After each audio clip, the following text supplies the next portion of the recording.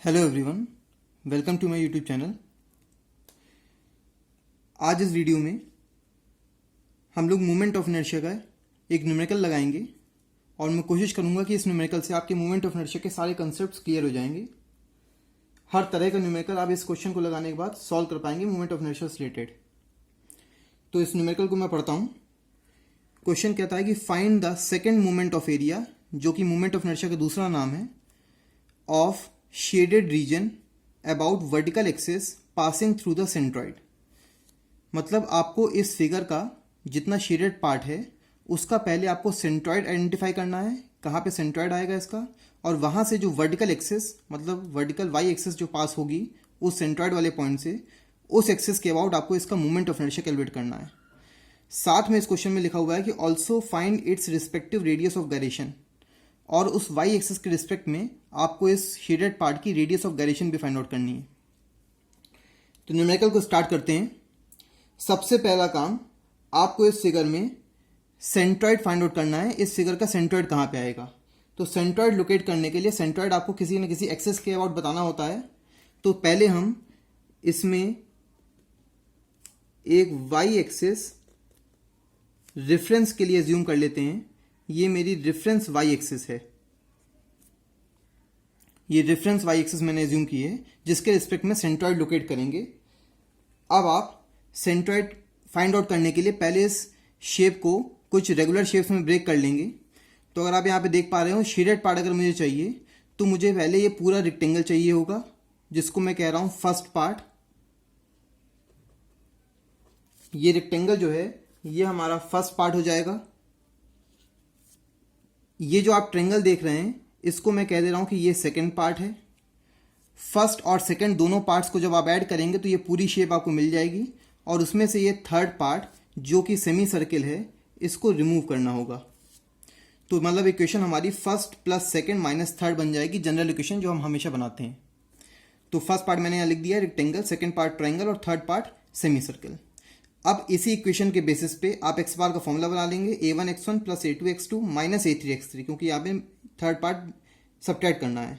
इसी तरह डिनोमिनेटर में a1 plus a2 minus a3। अब आपको ये सारी वैल्यूज़ कैलकुलेट करनी है, जिनको सब्स्टिट्यूट करके आप यहाँ से एक्स बार की वैल्यू निकाल पाएंगे। तो a1 की बात करें तो फर्स्ट पार्ट का एरिया है। फर्स्ट पार्ट मैंने रेक्टेंगल माना है। रेक्टेंगल की डायमेंशन 8 मल्टीप्लाइड बाई इसकी ये वाली लेंथ। तो अगर इस लेंथ की बात की जाए तो सेमी सर्किल आप ये देख पा रहे हैं, इस सेमी सर्किल का ये जो रेडियस आप देख रहे हैं ये 8 है। तो इसका मतलब ये इसकी डायमीटर जो है वो हो जाएगी 16। तो ये वैल्यू 16 हो जाएगी इस सेमी सर्किल के केस में। तो 16 मल्टीप्लाइड बाई 8 ये रेक्टेंगल का एरिया हो जाएगा, और जब आप सॉल्व करेंगे तो ये वैल्यू आ रही है 128। इसी तरह सेकेंड पार्ट आप देख पा रहे हैं ये ट्रायंगल है। इस ट्रायंगल में अगर बात करें तो ट्रायंगल की जो हाइट है वो 16 हो जाएगी, और इसके बेस की अगर बात करते हैं, इतना बेस इस ट्रायंगल का, इस पूरे 14 में से आप इतना 8 निकाल देंगे तो ये वैल्यू बचेगी 6। तो आप half into base into height लगा के यहाँ पे इसका एरिया निकाल सकते हैं, जो कि 48 आ जाएगा। थर्ड पार्ट आपके पास सेमी सर्किल है, जिसका एरिया आपको पता है πr²/2, और इस सेमी सर्किल की रेडियस की बात करें तो ये हो जाएगी 8। डायमीटर 16 है, रेडियस हो जाएगी इसकी 8। तो πr²/2 जब आप सॉल्व करेंगे तो ये वैल्यू आ जाएगी 100.53। ये आप कैलकुलेट करके देख सकते हैं। x1 x2 x3 ये डिस्टेंसेस होते हैं फ्रॉम वाई एक्सिस, सेंट्रॉइड की लोकेशन फ्रॉम वाई एक्सिस। तो x1 फर्स्ट पार्ट की अगर मैं बात करता हूँ तो फर्स्ट पार्ट होगा रेक्टेंगल। रेक्टेंगल का जो सेंट्रॉइड आएगा वो जिस पॉइंट पे आएगा वो पॉइंट कहलाएगा G1, और इस G1 वाले पॉइंट की डिस्टेंस वाई एक्सिस से जो होगी यही आपकी x1 होगी। तो क्योंकि आप देख पा रहे हैं इस रेक्टेंगल में इसका जो विड्थ है वो 8 है, तो इसका हाफ हो जाएगा ये डिस्टेंस वाई एक्सिस से, जो कि हो जाएगी 4। सेकेंड पार्ट अगर मैं बात करूं तो सेकेंड पार्ट ये राइट एंगल ट्रायंगल है। इस ट्रायंगल का सेंट्रॉइड यहाँ पे कहीं आएगा, जिसको हम नेम करेंगे G2, और इस सेकेंड पार्ट की जो डिस्टेंस आपको वाई एक्सिस से चाहिए यही वैल्यू x2 होगी। तो यहाँ तक जो रेक्टेंगल की विड्थ है वो तो आपकी 8 हो जाएगी, और 8 के बाद आप ये वाला पार्ट इसमें ऐड करेंगे। ट्रायंगल में ये जो पार्ट होता है इसको कहते हैं b/3। जो बेस है इसका बेस 6 है, तो ये 6/3 मतलब ये वैल्यू हो जाएगी 2। तो 2 में आप ये 8 ऐड कर देंगे तो ये वैल्यू आ जाएगी 10। थर्ड पार्ट हमारा सेमी सर्किल है। सेमी सर्किल का सेंट्रॉइड ये जो पॉइंट होगा इसको मैं नेम कर रहा हूँ G3, थर्ड पार्ट का सेंट्रॉइड, और इसकी डिस्टेंस आपको फिर से y एक्सिस से चाहिए। तो सेमी सर्कल के केस में बेस से उसकी हाइट होती है 4r/3π। तो यहाँ पे आप 4r/3π पुट करेंगे, जिसमें सेमी सर्कल का r 8 हो जाएगा। यहाँ पे आप 8 वैल्यू पुट कर देंगे तो वैल्यू आ जाएगी 3.4। ये आपकी सारी वैल्यूज आ गई हैं। अब आप इन सारी वैल्यूज को x बार के फॉर्मूले में सब्स्टिट्यूट कर देंगे तो यहाँ से आपको x बार की वैल्यू मिल जाएगी, और x बार की वैल्यू आ रही है 8.615। ये आप कैलकुलेट करके चेक कर सकते हैं। इतना काम करने के बाद इससे हमको जो बेनिफिट हुआ कि हमें सेंट्रॉइड की लोकेशन पता चल गई। अब मतलब ये आपके पास देखिए, ये पॉइंट था G1, ये फर्स्ट पार्ट का सेंट्रॉइड था, ये G2 सेकंड पार्ट का सेंट्रॉइड था, और ये G3 ये थर्ड पार्ट का सेंट्रॉइड था। अब आपको यहां पे कहीं मान लेते हैं एक पॉइंट मिला जो है G। ये जो G पॉइंट है ये शेडेड पार्ट का सेंट्रॉइड है, जितना शेडेड पार्ट है, और इसकी डिस्टेंस अगर आपसे कही जाए तो इसकी डिस्टेंस y एक्सिस से, जो आपने रेफरेंस y एक्सिस मानी थी, वहां से ये डिस्टेंस x बार है, और x बार की वैल्यू 8.615 निकल के आई है। तो ये ऑब्वियस सी बात है कि ये रेक्टेंगल की विड्थ 8 थी, तो मैंने इसलिए 8 से थोड़ा आगे माना है इसको, क्योंकि 8.615 वैल्यू है इसकी। तो ये आपकी जो वैल्यू है ये x बार की वैल्यू है, जो कि पूरे शेडेड पार्ट के सेंट्रॉइड की डिस्टेंस है। अब अगर आपको ये सेंट्रॉइड वाला पॉइंट मिल गया है तो आपको यहां से एक y एक्सिस पास करानी है, और इसी y एक्सिस के अबाउट आपको मोमेंट ऑफ इनर्शिया कैलकुलेट करना है। ये जो y एक्सिस है इसी एक्सिस के अबाउट आपको शेडेड पार्ट का मोमेंट ऑफ इनर्शिया निकालना है। तो शेडेड पार्ट का मोमेंट ऑफ इनर्शिया निकालना है, इसका मतलब कि आपको फर्स्ट पार्ट का moment of inertia y axis के अबाउट, सेकंड पार्ट का moment of inertia y axis के अबाउट, और थर्ड पार्ट का moment of inertia y axis के अबाउट कैलकुलेट करना है। जब आप तीनों मोमेंट ऑफ इनर्शिया कैलकुलेट कर लेंगे, उसके बाद जनरल इक्वेशन पे जाएंगे तो वो है first plus second minus third. मतलब फर्स्ट पार्ट का और सेकंड पार्ट का मोमेंट ऑफ इनर्शिया आपको ऐड करना होगा और थर्ड पार्ट का सब्ट्रैक्ट करना होगा। तो अब ये काम हम आगे चलते हैं, मोमेंट ऑफ इनर्शिया कैलकुलेट करते हैं, देखते हैं। देखिए यहां पे आई वाई वाई जो होगा total, that will be I Y Y 1 plus I Y Y 2 minus I Y Y 3। तो आपको पहले कैलकुलेट करना है I Y Y of first part. अब जो हमारा पहला वाला पार्ट है वो है रेक्टेंगल। इस रेक्टेंगल की अगर मैं बात करूं तो इस रेक्टेंगल का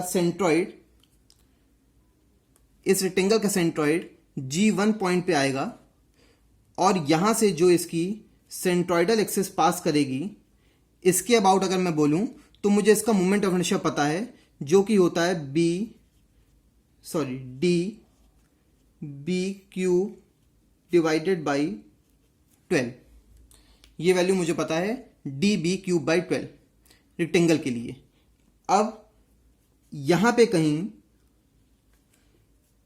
इस पूरे शेडेड एरिया का सेंट्रॉइड आया था, जो G पॉइंट था, जो आप ऊपर देख चुके हैं ये G पॉइंट, और इस G पॉइंट से पास होने वाली जो y एक्सिस होगी, इसके अबाउट आपको इस रेक्टेंगल का मोमेंट ऑफ इनर्शिया निकालना है। तो क्योंकि हमको रेक्टेंगल का मोमेंट ऑफ इनर्शिया इस एक्सिस के अबाउट कोई फॉर्मूला पता नहीं है, तो हमको इन दोनों के बीच में पैरेलल एक्सिस थ्योरम अप्लाई करनी पड़ेगी। तो पैरेलल एक्सिस थ्योरम अप्लाई करके हम उस G वाले पॉइंट तक पहुंच सकते हैं। तो पैरेलल एक्सिस थ्योरम अप्लाई करते हैं। आई वाई वाई 1 कैलकुलेट करने के लिए यहां पे हम लगाएंगे IG1 plus A1H1 square. IG1 first part का सेंट्रॉइडल एक्सिस के अबाउट मोमेंट ऑफ इनर्शिया। तो फर्स्ट पार्ट का उसके सेंट्रॉइडल एक्सिस के अबाउट मोमेंट ऑफ इनर्शिया की बात करें तो ये वैल्यू हो जाएगी DB³/12 प्लस A1 की बात करें तो फर्स्ट पार्ट का एरिया है, जो हम पहले ऊपर निकाल चुके हैं, वो है 128। H1 की बात करते हैं तो मैं फिर से आपको रिमाइंड कराऊं कि अगर आप YY निकाल रहे हैं आई वाई वाई, तो आपको H का फॉर्मूला हमेशा x बार माइनस x पुट करना है। अगर ये फर्स्ट पार्ट है तो यहाँ पे आप 1 कर देते हैं और इस टर्म का स्क्वायर कर देते हैं। ये हम पिछले वीडियोस में भी देख चुके हैं। ये कंसेप्ट आपको क्लियर होना चाहिए कि जब भी आप y एक्सिस के बाद मोमेंट ऑफ इनर्शिया निकालें तो हमेशा h की वैल्यू आप x बार माइनस x पुट करेंगे। अगर आप यहाँ पे आई एक्स निकालेंगे तब हमेशा आप h की वैल्यू y बार माइनस y पुट करते हैं। तो ये काम करने के बाद अब आपको यहाँ पे सारी वैल्यूज पुट करनी है। x बार और x1 ये आप अभी ऊपर सॉल्व करके चेक कर चुके हैं। x बार की वैल्यू आपने 8.615 निकाली है और x1 की वैल्यू आपने 4 निकाली है। वो वैल्यूज आप यहाँ पे पुट कर देंगे। साथ में DB³/12, अगर रेक्टेंगल में बात करें तो रेक्टेंगल में इसकी जो डेप्थ है वो आपने अभी देखी थी 16, और बी की बात करें तो वो हो जाएगी 8। तो वो वैल्यूज यहाँ पे पुट करेंगे और आप यहाँ से I/1 की वैल्यू निकाल लेंगे जो कि आएगी 3408.84। ये आप चेक कर सकते हैं। I/Y ऑफ सेकेंड पार्ट, अगर आप सेकेंड पार्ट की बात करें तो अब आपको मैं नेक्स्ट फिगर दिखाना चाहूँगा। ये जो सेकेंड पार्ट है इसमें मैंने शेड कर दिया ये ट्रेंगल। इस ट्रेंगल का जो सेंट्रॉइड आएगा ये पॉइंट हमारा होगा G2 और इस सेंट्रॉइड से जो पास कर रही होगी एक्सिस, इसके अबाउट अगर मुझसे फॉर्मूला पूछा जाए तो ये फॉर्मूला होता है HBQ डिवाइडेड बाई 36। ये फॉर्मूला हमको पता है। अब जो हमारा टोटल पार्ट आएगा उसका सेंट्रॉइड यहां पे कहीं आ रहा है जो कि पॉइंट है G, और इस G से एक एक्सिस पास करेगी Y एक्सिस, जिसके अबाउट आपको ये मोमेंट ऑफ इनर्शिया कैलकुलेट करना है। अब अगर आपको इस Y एक्सिस के अबाउट रेक्टेंगल का मोमेंट ऑफ इनर्शिया नहीं पता है तो आपको इन दोनों के बीच में पैरेलल एक्सिस थ्योरम लगानी पड़ेगी। तो जब आप पैरेलल एक्सिस थ्योरम लगाएंगे तो फिर से आप लिखेंगे यहाँ पे IG प्लस AH स्क्वायर, और ये सारी चीज़ें सेकेंड पार्ट के लिए हो जाएंगी जैसे ऊपर फर्स्ट पार्ट के लिए आपने किया था। अब आप जब सेकेंड पार्ट के लिए सॉल्व करेंगे तो IG2 सेकेंड पार्ट के सेंट्रॉइड मतलब G2 वाले पॉइंट से जो एक्सेस जा रही है उसके अबाउट मोमेंट ऑफ इनर्शिया, तो ये वैल्यू आप लिखेंगे HB³ divided by 36 plus second part का एरिया जो आपने सॉल्व करके पहले निकाला है 48। ये सब चीज़ें आप ऊपर निकाल चुके हैं इसलिए कंफ्यूज मत होइएगा। A2 की वैल्यू 48 निकाल चुके हैं तो दोबारा आपको निकालने की जरूरत नहीं है। तो ये 48 हो गया। उसी तरह अब अगर मैं I/2 की बात करता हूँ तो I/2 के केस में आपको H, क्योंकि आप Y निकाल रहे हैं तो H की वैल्यू x बार माइनस x होगी और सेकेंड पार्ट के लिए ये हो जाएगी x2, और इस टर्म का आपको यहाँ पे स्क्वायर कर देना है। अब फिर से आपको यहाँ पे x बार x2 सेंट्रॉइड में आप निकाल चुके हैं, वो वैल्यूज आप पुट करेंगे। HB³ रेक्टेंगल के केस ट्राइंगल के केस में h उसकी हाइट हो जाएगी और b उसका बेस हो जाएगा। तो इस ट्राइंगल में इसकी हाइट होगी 16 और इसके बेस की वैल्यू हो जाएगी 6। ये वैल्यूज आप जब यहाँ पे पुट करेंगे तो I/Y फॉर सेकेंड पार्ट आ जाएगा 188.07। अब आप बात करेंगे I/Y फॉर थर्ड पार्ट की। थर्ड पार्ट के लिए मैं फिर से आपको दिखाना चाहूँ, ये हमारे पास जो सेमी सर्किल जो हमको रिमूव करना है, सब्ट्रैक्ट करना है, वो हमारा थर्ड पार्ट है। अब इस थर्ड पार्ट में आपको इसका जो सेंट्रॉइड है वो पॉइंट है G3 और इससे जो एक्सिस पास कर रही है ये इसकी सेंट्रॉइडल एक्सिस है, जिसके अबाउट अगर आपसे कहा जाए तो आपको फॉर्मूला पता है 0.11 r⁴। ये सेमी सर्किल के सेंट्रॉइडल एक्सिस के अबाउट फॉर्मूला होता है। अब आपको फिर से इस फिगर का जो G वाला पॉइंट है ये पता है, कैलकुलेट कर चुके हैं, और यहां से जो एक्सिस पास करेगी ये पूरे फिगर की सेंट्रॉइडल एक Y एक्सिस है जिसके अबाउट आपको मोमेंट ऑफ इनर्शिया निकालना है। तो आपको फिर से इन दोनों एक्सिस के बीच में पैरेलल एक्सिस थ्योरम सब्स्टिट्यूट करनी पड़ेगी। तो जब आप पैरेलल एक्सिस थ्योरम लगाएंगे तो आप लिखेंगे IG प्लस AH स्क्वायर, और ये सारी चीज़ें थर्ड पार्ट के लिए सॉल्व करेंगे। अब अगर थर्ड पार्ट की बात करें तो थर्ड पार्ट के सेंट्रॉइडल के अबाउट फॉर्मूला 0.11 r⁴ होगा प्लस थर्ड पार्ट का एरिया जो आपने पहले सेंट्रॉइड में निकाला है वो 100.53 हो जाएगा। और H3 की बात करें तो क्योंकि हम Y एक्सिस के अबाउट निकाल रहे हैं इसलिए x बार माइनस x का होल स्क्वायर, और यहाँ पे हो जाएगा x3। x बार और x3 आप सेंट्रॉइड में निकाल चुके हैं, वहां से चेक कर लीजिएगा। 0.11 r⁴ में r इस सेमी सर्कल की रेडियस है जिसकी वैल्यू यहाँ पे हो जाएगी 8, डायमीटर 16 है, रेडियस हो जाएगी इसकी 8। ये आप वैल्यू जब पुट करेंगे तब इसका आंसर आ जाएगा 3184.6। ये आपको कैलकुलेशन करना है सिर्फ।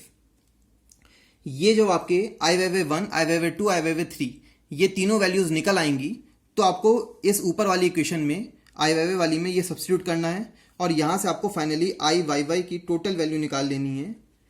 तो I/Y की टोटल वैल्यू की मैं बात करूं तो I/Y की जो नेट वैल्यू आ रही है वो 412.31 आएगी। तो ये आपको ध्यान देना है कि इक्वेशन आपकी जो थी first plus second minus third, उसी बेसिस पे आपको मोमेंट ऑफ इनर्शिया सॉल्व करना है। तो फर्स्ट पार्ट और सेकंड पार्ट का मोमेंट ऑफ इनर्शिया ऐड होगा और थर्ड पार्ट का सब्ट्रैक्ट कर देना है। तो आपकी net value moment of inertia की आ जाएगी, जिसको हम लोग सेकंड मोमेंट ऑफ एरिया भी कहते हैं, जो क्वेश्चन में आपसे पूछा गया है। तो ये नाम चेंज करके भी पूछा जा सकता है। अब फाइनली आपसे इस क्वेश्चन में एक चीज और कही गई है, वो आपको डिटरमाइन करनी है radius of gyration. Radius of gyration जिसको हम डिनोट करते हैं के से। अगर आपसे ये वाई एक्सिस के अबाउट पूछी गई है तो अच्छा होगा कि आप यहाँ पे के वाई वाई लिख दें, तो ये डिनोट हो जाता है कि आपने वाई एक्सिस के अबाउट निकाला है। और रेडियस ऑफ गायरेशन का फॉर्मूला हम पहले पढ़ चुके हैं, जो कि होता है आई डिवाइडेड बाई ए। क्योंकि आपसे वाई एक्सिस के अबाउट बोला गया है इसलिए आप यहाँ पे आई वाई वाई लिखेंगे सफिक्स में। अब आप इसकी वैल्यू पुट कर देते हैं। अगर आप आई वाई वाई की बात करें तो आपको वैल्यू निकाल चुके हैं यहाँ 412.31, ये आपने ऊपर निकाली थी। डिवाइडेड बाई एरिया की अगर बात की जाती है तो नेट एरिया, एरिया जो यहाँ पे कहा जा रहा है वो है इस शेडेड पार्ट, पूरे फिगर के शेडेड पार्ट का एरिया। तो शेडेड पार्ट का एरिया कैसे आएगा, जब आप A1 A2 दोनों को ऐड करेंगे और उसमें से थर्ड पार्ट को सब्ट्रैक्ट करेंगे। तो यहाँ पे आपको नेट एरिया लिखना है, that will B A1 plus A2 minus A3। ये वैल्यूज एरिया के आप ऊपर निकाल चुके हैं सेंट्रॉइड में। यहाँ पे आप वैल्यूज पुट कर देंगे और इनका जब आप स्क्वायर रूट निकालेंगे तो ये आंसर आपका आ जाएगा 2.34 सेंटीमीटर। रेडियस ऑफ गायरेशन क्योंकि रेडियस है तो ये आंसर आपका सेंटीमीटर में आएगा। अगर आप मोमेंट ऑफ इनर्शिया की बात करते हैं तो मोमेंट ऑफ इनर्शिया के जितने आंसर आए वो आपके सेंटीमीटर टू द पावर 4 में आएंगे। तो यूनिट्स का आप ध्यान देंगे। तो ये पूरा प्रोसीजर था मोमेंट ऑफ इनर्शिया निकालने का। मोमेंट ऑफ इनर्शिया निकालने में सिंपल कंसेप्ट है, आपको हर फिगर का moment of inertia centroidal axis के अबाउट पता होता है। अगर आपको किसी भी दूसरी एक्सिस के अबाउट मोमेंट ऑफ इनर्शिया निकालना है तो आपको हमेशा सेंट्रोइडल एक्सिस से पैरेलल एक्सिस थ्योरम लगानी है, जिस एक्सिस के अबाउट भी पूछा जाए। उस पैरेलल एक्सिस थ्योरम को लगाने में आपको एक तो मोमेंट ऑफ इनर्शिया का फॉर्मूला पता होना चाहिए, दूसरा आपको सेंट्रोइड, उस फिगर के सेंट्रोइड से लेकर पूरे शेडेड पार्ट के सेंट्रोइड तक की जो डिस्टेंस h होती है वो पता होनी चाहिए। तो h निकालने के लिए हमेशा याद रखें, अगर आप x एक्सिस के अबाउट मोमेंट ऑफ इनर्शिया निकाल रहे हैं तो h का फॉर्मूला y बार माइनस वाई होगा, और अगर आप i x निकाल रहे हैं तो y बार माइनस वाई, और अगर आप i y y निकालते हैं तब हमेशा x बार माइनस x होगा। इस चीज़ का ध्यान देना है आपको। चलिए चैनल को सब्सक्राइब कर लीजिएगा ताकि आपको रिसेंट वीडियोस की नोटिफिकेशन मिलती रहे। Thank you.